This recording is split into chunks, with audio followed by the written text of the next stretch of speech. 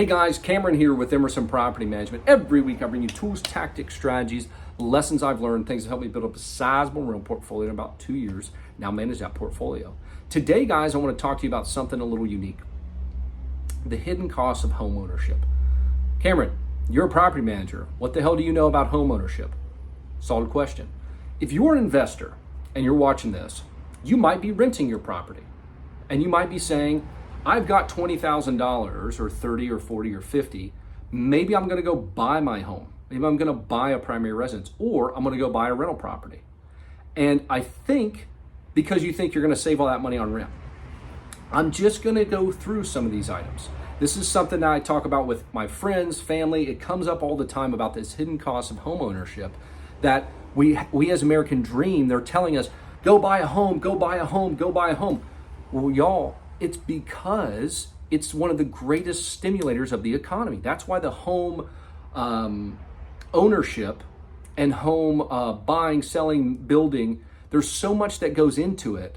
You know, all the construction costs up front, all the furnishings for a home, the upkeep that we're going to talk about a little bit. There's so much that goes into it. So it's a huge driver of the economy, which is exactly why all the mainstream wants you to buy your home, buy a home, buy a home. Have something you need to take care of. I want to just talk through some of that. So if you're going to buy, I'm not saying don't buy. I currently rent personally. I have bought my primary residence before in the past. House hacking is a fantastic strategy. We can talk through that a little bit. But I just want to talk about some of the hidden costs that not a lot of people talk about so that you know you have all the decisions, especially if you're weighing between, should I buy a rental property or should I buy a primary residence with the money I have? You can watch however many videos we give away. I give away free rental property analysis calculators. You can do all that math, but I'm just going to talk on the home ownership side. So let's get into it. Before we do, if you find this valuable, like, subscribe, share it with somebody that you think would find it value. If not, that's totally cool. Give us some feedback. We always appreciate that. It makes us better. And we do these. I do these because I want to deliver value to y'all. So. Okay, let's get into it. Home ownership costs. Before I get into this, one thing I want to say, and I want you guys to reverberate this and keep this in the back of your mind because this is a fantastic saying, and Ramit Sethi came up with it. I heard him say it, so I can't steal credit. A mortgage, so your mortgage payment when you buy a home, is the least amount of money you'll ever pay per month. Let me say that again. When you buy a home, the mortgage is the least amount of money you're going to buy. Cameron, why is that? Well, because that's the principal, interest, taxes, and insurance on your home. So that's required. You're gonna auto pay the bank that every month. But there are other costs that we're gonna talk about that come up every month. That is the least amount of money you will ever pay. On a rental, if you're renting your house, that's the most amount you're ever gonna pay. So you're gonna rent your property. You're not going to have to deal with the maintenance when a flood comes. You're not going to have to deal with it when the foundation falls out. You're not going to have to deal with it if a hurricane comes through and tears the roof off, or we have freezing pipes like we did in Houston and pipes burst all over the place. Yeah, you might lose some furniture and whatnot, but you're not having to pay the $5,000, $10,000, $15,000, $20,000 repiping bill. You're not having to pay the $5,000, $10,000, $15,000 roof. And yeah, okay, maybe the owner doesn't have to come out with all of that, but they're going to have a $2,000, $5,000 deductible that they're going to have to pay. Their insurance premiums are going to go up. So remember that. Keep that in the back of your mind. Buying a home, your mortgage payment is the least amount you're ever going to pay. Renting, your rent that you pay to your landlord, is the most you're ever going to pay. So let's get into these. So if you guys buy, and I'm not saying you should never buy. Like I said, I rent personally, but I did buy at one time. But here's some of the hidden costs. So when you guys go in and you're buying, there are closing costs. Now, most of you might know this and say, Cameron, Jesus criminy, I know this. A lot of people don't. They think, I'm buying a $500,000 house, I'm putting 10% down, that's 50 grand. You'll be surprised, there's appraisals, there's doc prep fees, there's title costs, there's all sorts of things. Closing costs can range between 5 and 10% of the value of the home. Closer to that 10% if it's under 150, 200,000. Closer to that 5% if it's above that, 300 and above. So make sure you factor this in. There's a bunch of stuff, appraisals, inspections, all sorts of stuff up front that you're gonna have to do. That is gonna be a hard cost to you. You have to come out of that out of pocket. Or it'll be added to your down payment. So when you go, why is it not 50 grand? Why is it 55, 65? That's because of the closing costs.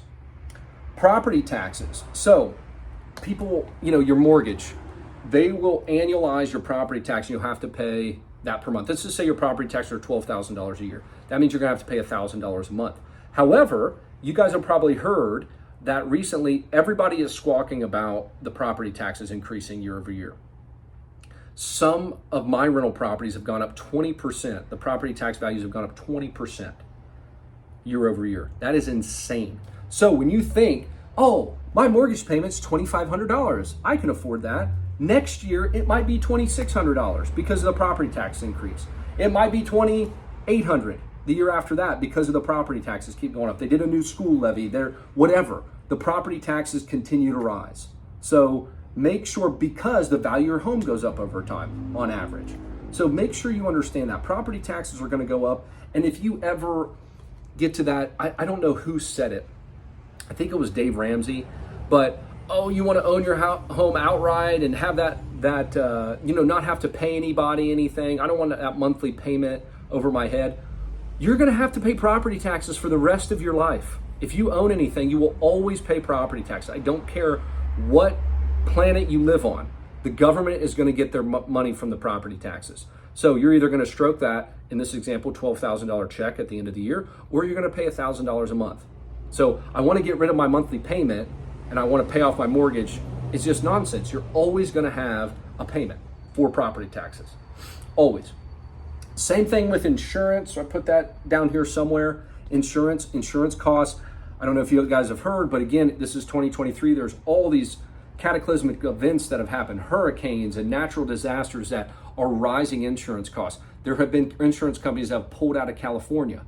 Houston, where we invest, is a huge market for hurricanes. So insurance rates are dramatically high. If you guys, there's a video I did comparing the costs of buying in Texas versus California, and one of those big pieces that make up the difference is insurance. So if you're coming from California investing in Houston, understand insurance costs are not what they are in California. They are substantially higher in Houston because of the natural disaster risks. Okay, HOA. In Houston, we have a heavy market for HOAs. Some places don't have that, but HOAs range from $500 to $1,000. I guess you can get $300 or $400. But those go up over time as well. HOAs are inherently mismanaged.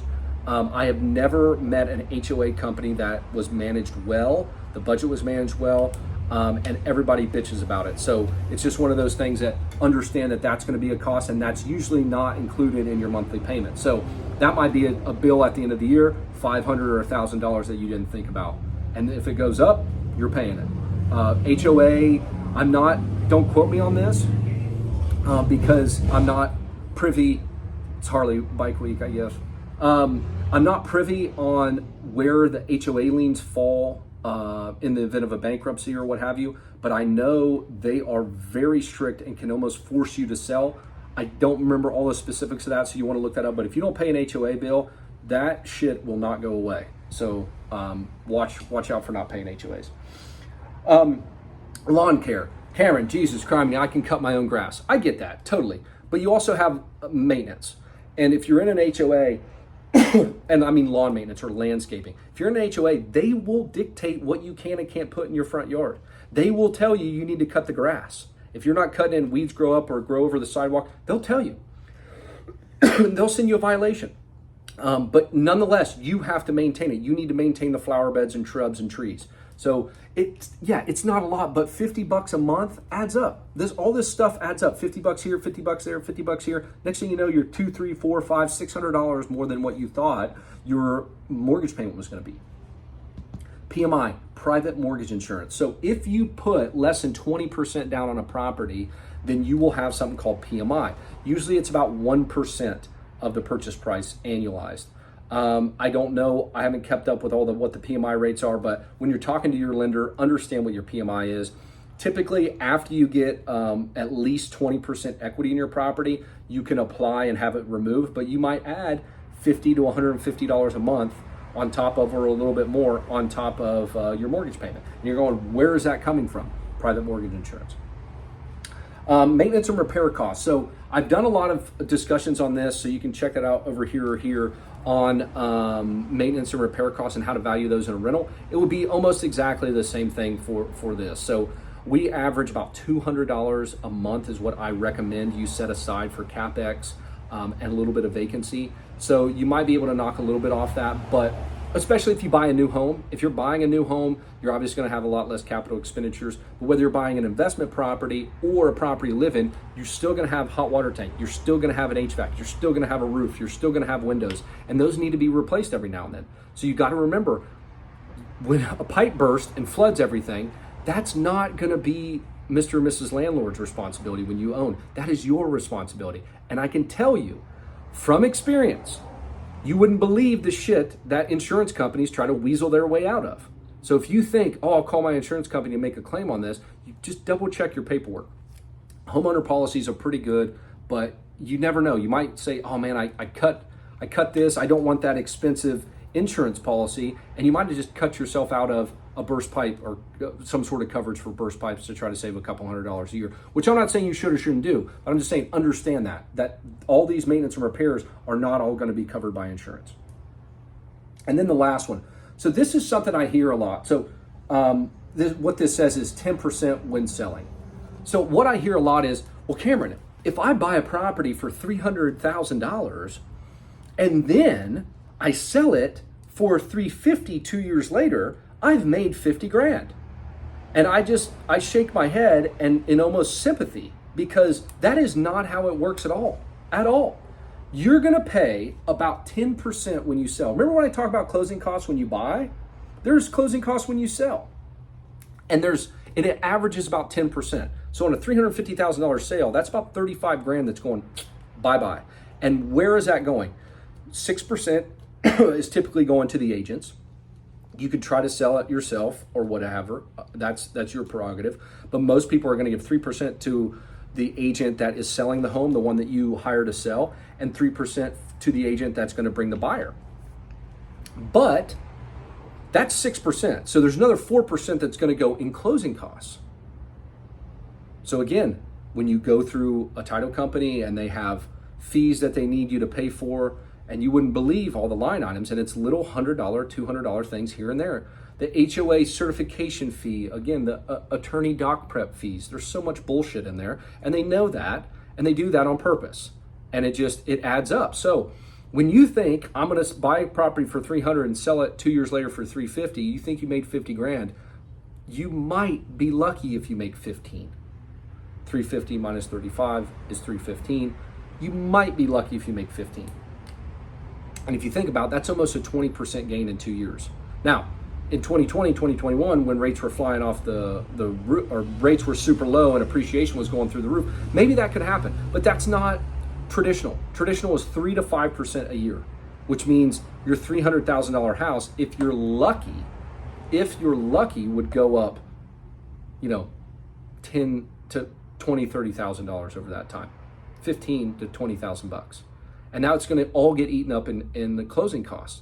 So something that is a huge piece that I see a lot of mistake people make. If you heard nothing else, understand that piece, that when you sell, you're going to cut about 10% off of the top line.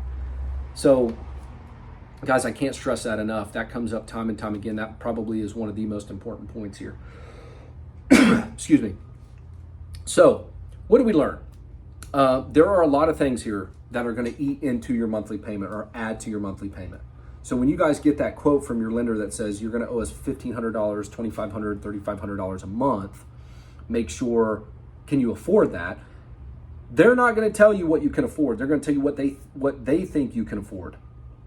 If you got other goals and aspirations to do things, don't take that with a grain of salt. Do your math. Make sure you add for these things. Now, something that I didn't mention that I know I can already hear people squawking about is, what about house hacking? That is totally different. If you're buying, this is buying it with no income. If you're house hacking, you're adding income into your pocket. So you're paying 25, 35, 100, a month in your rental and you have an ADU, an accelerated dwelling unit, or a bedroom you're going to rent out for $500, $1,000 a month, that might flip the script in this scenario. I just want people to understand that home ownership is not all sunshine and rainbows. It's not all fun. There are benefits to renting. I'm not saying rent or don't rent. I'm just saying you've got to do the math and make sure you have an understanding of this. And if you're going to house hack, I started out house hacking. It was a great way to get started, but also make sure you're still doing the math on this stuff. Make sure you've added up so that if you can't find somebody to rent that ADU or an extra bedroom, that you can afford this stuff, because this stuff's coming whether you like it or not. PMI is going to be there if you put down less than 20%. You're going to have to cut the yard or cut the grass. Cut the yard. Just cut it out. You're going to have to maintain the house. You're going to have to change the AC filters. You're going to have to furnish furnish the place. I mean, I didn't even get into some of that stuff. You're living in a 1,000 square foot rental, apartment, and then you go to a 3,000 square foot house. You got shit you need to buy. So I've rambled on long enough. I hope that was helpful. If it was, let me know. If it wasn't, let me know. Just be cognizant when you're making that decision to rent or buy. Thanks, y'all.